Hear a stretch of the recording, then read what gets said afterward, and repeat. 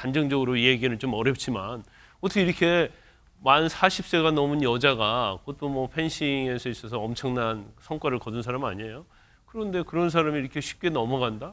재벌 3세, 뭐 혼외자, 뭐 그 드라마나 영화에서 있을 수 있는 모든 것이 여기 조합되어 있거든요. 네.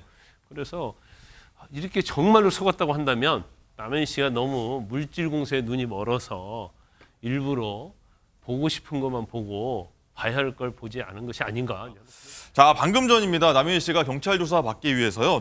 경찰에 두 번째로 출석했는데 그 모습 먼저 보고 오겠습니다. SNS에 입장문 올리셨는데 하고 싶은 얘기 있으실까요? 출국 금지 사실 알고 계셨나요? 본인을 고소한 학부모에게 한마디 해주세요. 김민석 강서구의원 추가고 발언에 하신 말씀 있으신가요?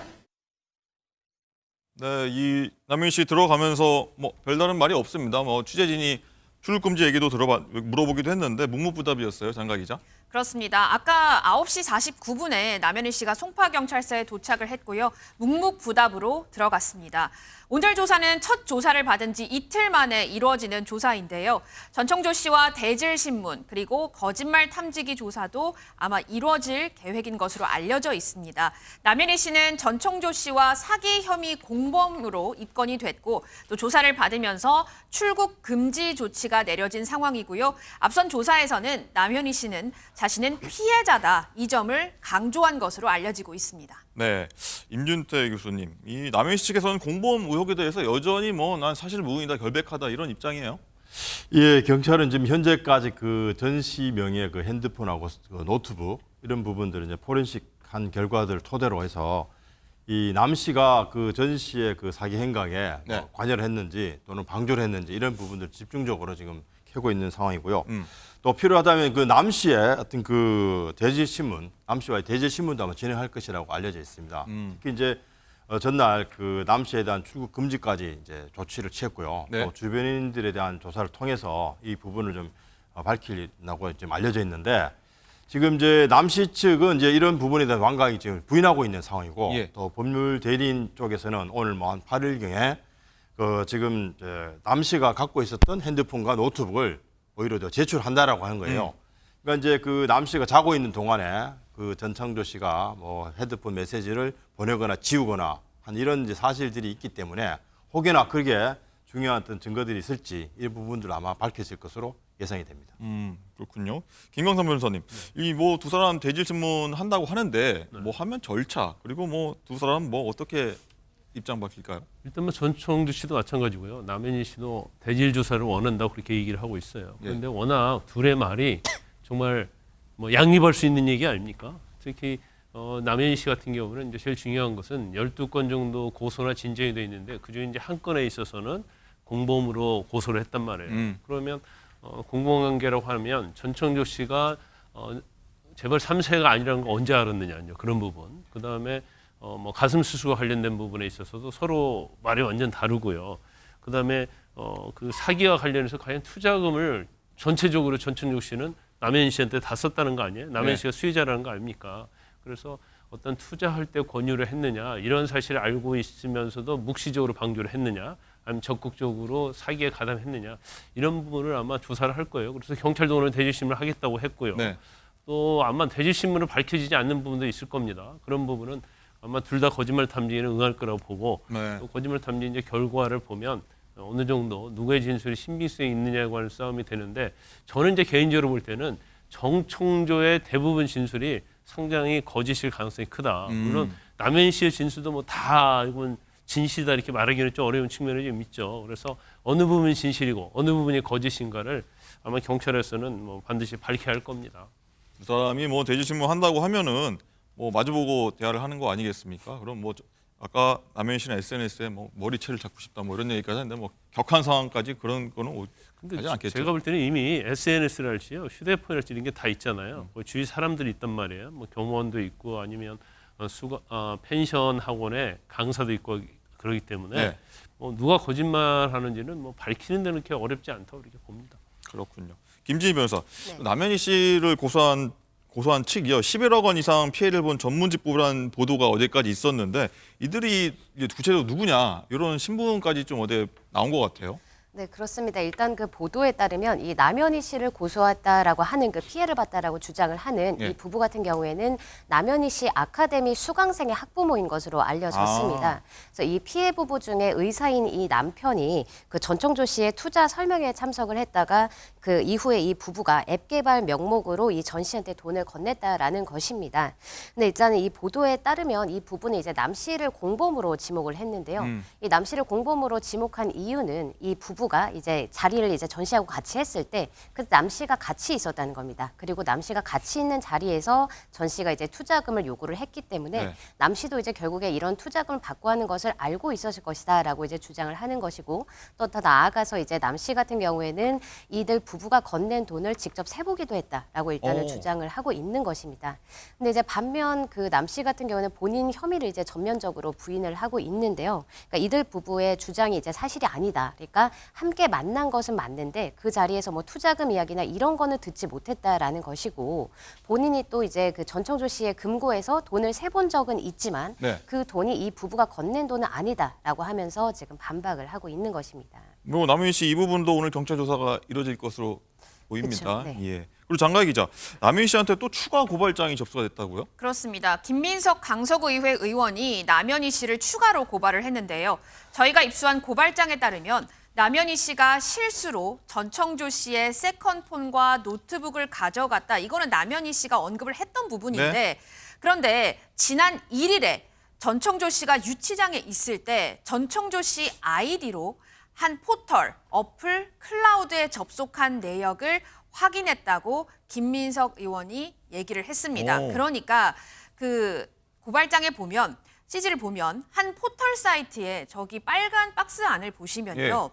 한 포털 사이트에 간편 로그인을 한 기록이 있어요. 그런데 간편 로그인은 원래 이 스마트폰으로 아이디와 비번이 등록돼 있는 상태에서 이 아이디만 클릭하면 이 포털로 로그인이 자동으로 되거든요.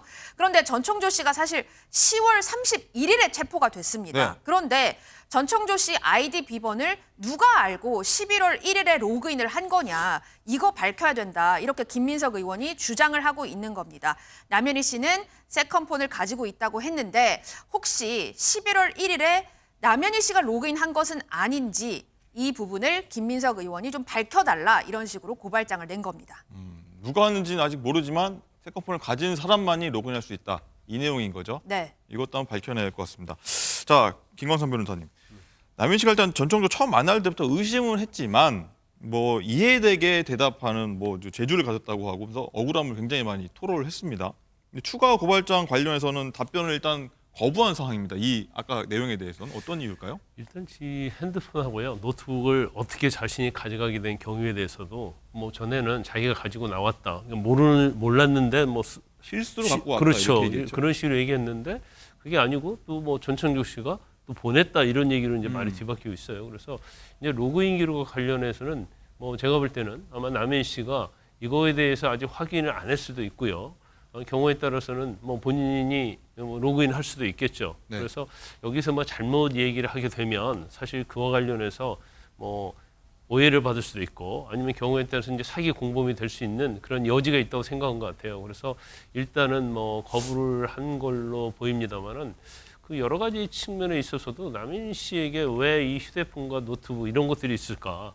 그건 사실 이해가 좀 되지 않는 측면이 맞습니다. 있어요. 모두가 궁금해합니다. 예. 뭐 전청주 씨 얘기도 어느 정도 좀 일리가 있는 것 같기도 하고요. 그래서 이거 만약에 지금 문제가 되면 왜 더 여기에 답변을 거부하냐면 본인이 고의적으로 가지고 나왔다고 하면 이거 절도가 되는 거거든요. 그러니까 이 절도죄의 성립 여부랄지 그 과정이랄지 왜 로그인을 한지 여부랄지 이런 것들이 사기 절도와 얽혀있기 때문에 네. 이제 말을 여기서 잘못하게 되면 경우에 따라서는 처벌받을 여지도 있기 때문에 일단은 뭐 답변을 거부한 게 아닌가 이제 그런 생각이 듭니다. 자, 그리고 장가희 기자. 남현희 씨가 이제 전청조가 계속 거짓말하고 있다고 하는데 뭐 엄청나게 얘기를 많이 했지 않습니까? 이 네. 내용 좀 자세히 좀 전해주세요. 전청조 씨는 남현희 씨가 처음에는 자신이 파라다이스 호텔의 이 혼외자라는 거 이렇게 알고 있었지만 나중에는 아니라는 걸 알았다고 언급을 했거든요. 이 목소리부터 먼저 들어보시죠. 남현희 씨는 진짜 파라다이스 혼외자라는 거를 전철 씨가 혼외자라는 거를 알고 있었어요, 처음부터? 그렇게 알고 있었어요, 처음에. 제가 거짓말 친 건 맞으니까요. 음. 그런데 남현희 씨는 지난달 25일에야 모든 사실을 알게 됐다. 이렇게 또 정면 반박을 합니다. 또 남현희 씨는 전청조 씨의 아버님이라고 말하는 사람, 전청조 씨의 아버지라고 말하는 사람과 한 카톡 대화 내용도 공개를 했는데요. 전청조 씨의 아버님이면 사실 그 파라다이스 호텔 회장이잖아요. 네. 이름도 자신을 전필립이다 이렇게 했다고 합니다. 근데 이 실제 호텔 회장과는 이름이 달라요. 어쨌든 이 전필립 회장이라고 하는 전청조의 아버지가 남현희 씨에게 우리 집 며느리가 되는 것이 자신이 있어? 라고 질문을 했답니다. 하지만 이 남현희 씨는 이런 일련의 카톡들이 전청조 씨가 1인 2역을 했다는 걸 지난달에 알게 됐다고 합니다.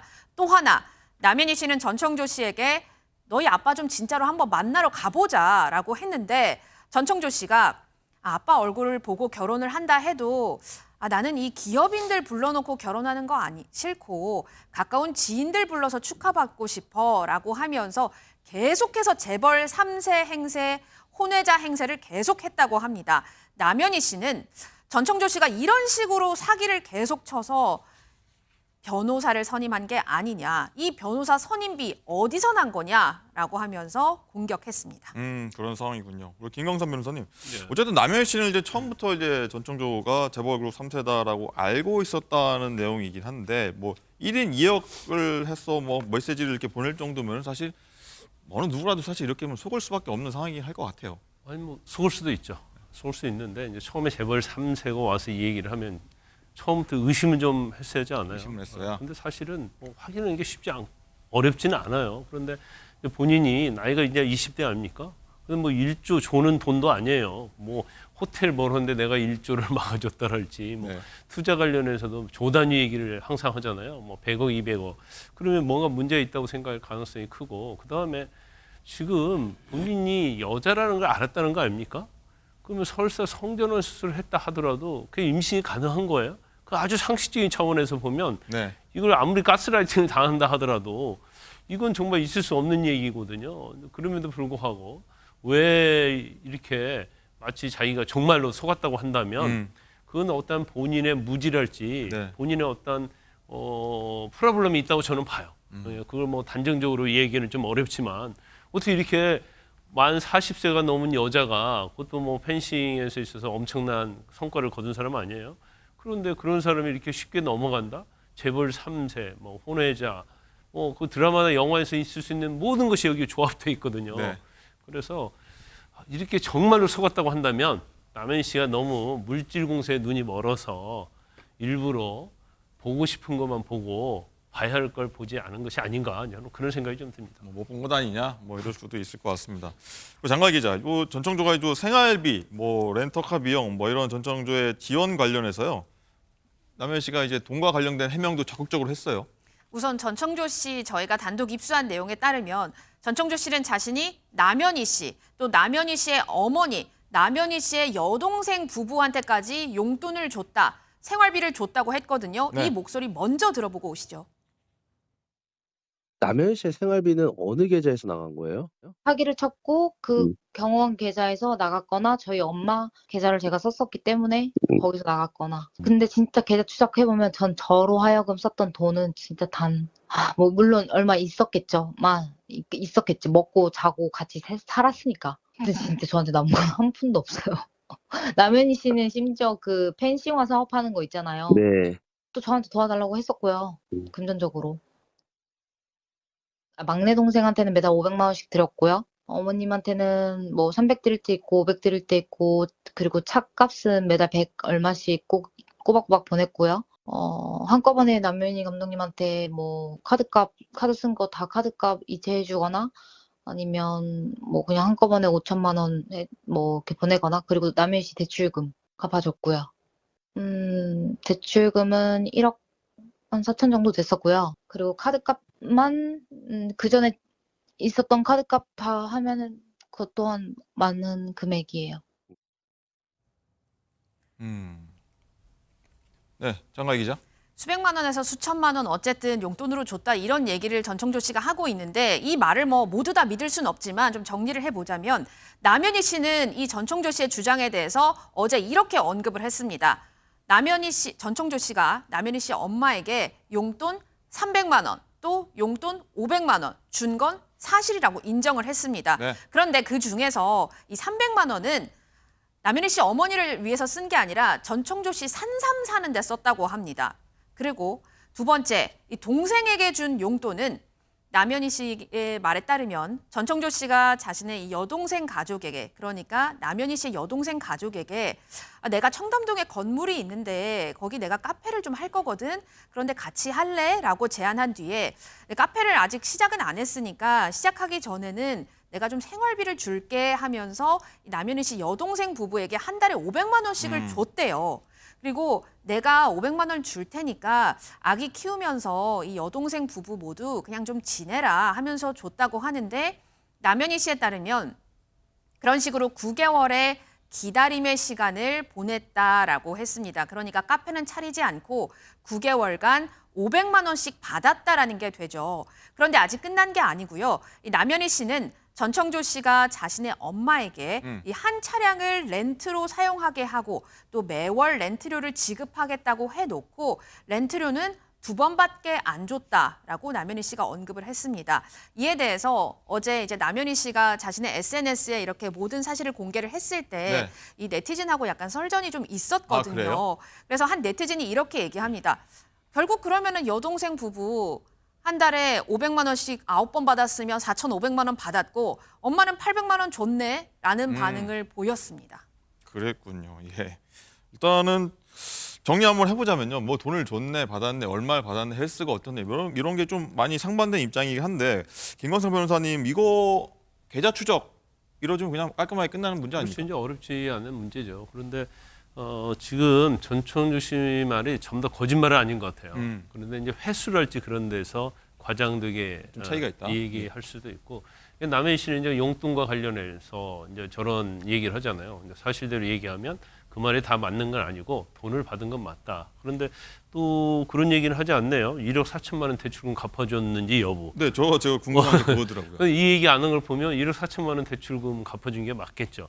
그거 엄청 큰 돈 아닙니까? 네. 오늘은 이제 카드값도 막아줬다고 하는데 뭐 카드값이 쳐야 몇백, 뭐 1,000만 원 이상 된다고 한다면 이건 엄청난 돈이죠. 근데 이런 돈들이 사실은 이제 사기를 쳐서 전청조가 네. 피해자로부터 받은 피 같은 돈이잖아요. 그러니까 이제 본인이 물론 변명하는 것도 중요하지만 저런 부분에 있어서는 정말 뼈저린 반성이 있어야 하고 어떻게 보면 본인이 속았다 한다 하더라도요. 남현이가 그 안에 개입하고 어떤 사기의 피해자들의 돈 가지고 수혜를 받은 건 맞잖아요. 네. 그러면 본인이 직접적으로 공무원을 안 했다 하더라도 원인의 일부가 될 수는 있는 거거든요. 그래서 이제 법적인 책임을 변론을 하고 남현희 감독의 책임도 굉장히 크다 이렇게 봅니다. 1억 4천만 대출 갚아준 거예요. 뭐 차용증을 쓰지 않았다고 하면요. 개인 대 개인으로 이렇게 줬다고 하면은 뭐 어떻게 문제가 생길 소지가 있을까요? 실제 이제 엄격히 따지면 이제 징역죠, 징역. 그래서 이 부분에 대해서는 뭐 세무당국에서 어떻게 할지 모르겠지만 지금 남현희 선수가 뭐 슈퍼카 3억 이상짜리 받았잖아요. 네. 그리고 뭐 명품 받았고요. 그다음에 대출금 갚아줬고요. 뭐 용돈 줬고요. 카드값 줬고요. 그러면 사실 이거 전체는 증여에 해당이 돼요. 그래서 우리가 일반적으로 뭐 부부관계랄지 사귀는 관계에서 이런 것들 문제가 안 삼지만 이게 문제가 되면 당연히 세무적인 측면에서 보면 증여세가 부과돼야 하고 아마 이 정도 되면은 국세청에서도 조사를 할 겁니다. 그러면 금액이 많기 때문에 네. 증여세가 상당히 많이 나올 가능성이 상당히 큽니다. 많이 나올 수 있다. 알겠습니다. 김진희 변호사, 그리고 이 모든 논란의 시발점에 사실 두 사람의 결혼 발표 뭐 어떤 잡지하고 인터뷰가 있지 않습니까? 뭐 여기에 대해서도 입장을 내놨어요. 네, 그렇습니다. 이제 아시는 바와 같이 이 남현희 씨 같은 경우에는 지난달 23일에 그 여성조선과의 인터뷰를 통해서 전청조 씨와 이제 재혼 계획을 발표를 했었는데요. 최근에 이 남현희 씨는 이 인터뷰에 대해서도 입장을 밝혔습니다. 그러니까 이 남현희 씨는 본인의 인스타그램 스토리를 통해서 이 결혼 발표 인터뷰 같은 경우에는 제가 원해서 한 게 아니라 전청조가 주도해서 움직인 것이다라고 이제 이야기를 했고요. 네. 그러면서 이제 남현희 씨는 여성조선 기자님도 전청조로 인해서 속으셨다라고 이야기를 하면서 이 전청조가 P호텔의 이수진 실장으로 행세를 하면서 시오로 잡지를 출간하도록 진행을 했다. 그런데 이 이수진 실장이라는 사람은 실제로는 없는 인물이다라고 하면서 당시 인터뷰는 남현희 씨 본인이 주도한 것이 아니고 전청조가 주도한 것이다라고 이야기를 하고 있습니다. 네. 임 교수님이 결혼 발표 인터뷰라는 걸 하게 되면요, 뭐 온 국민이 알게 되는 그런 사실이지 않습니까? 전 총도는 이제 무슨 생각으로 이거 인터뷰를 하자고 했을까요? 아무래도 이제 그 동안에 자기가 여러 사람들 속여왔잖아요. 재벌 뭐 3세라는 둥, 뭐 네. 고액 투자자라는 이런 여러 가지 상황들이 계속 잘 이렇게 진행돼 왔죠. 뭐 대역을 쓰거나 경호를 대등하거나 이런 방식으로 했기 때문에 급기야 이런 그 공식적인 발표가 있더라도 자기는 충분히 그러한 또 신상에 관한 부분들을 커버하고 또 나름대로 잘 그 헤쳐나갈 수 있을 거라는 어떤 자신감이 깔려 있지 않았을까 그렇게 좀 추정하고 있습니다. 네, 그런데 변호사님. 개인적으로 생각은 이제 이게 문제가 된 시발점이 됐다고 볼 수 있잖아요. 예. 근데 본인은 저렇게 인터뷰가 나가면 언론에 나가는 거잖아요. 그러면 자기가 재벌 3사라는 것이 사실 확정이 되는 거예요. 아, 사람들은 그렇게 알 수 그렇죠. 있죠. 남현희 감독하고 결혼을 해? 저 사람 믿을 만한 사람이다. 그러니까 향후에 있어서는 그걸 근거로 해서 더 사기를 칠 수 있는 좋은 기회를 더 포착할 수 있는 거죠. 그래서 아주 머리를 써서 일부러 저렇게 한 게 아닌가 싶습니다. 그렇군요. 예. 어쨌든 장가희 기자, 남현희 씨가 일단은 오늘 밤새 장문의 반박 입장 내놨지 네. 않습니까? 뭐 일단 저희 너무 결백하다 호소했어요.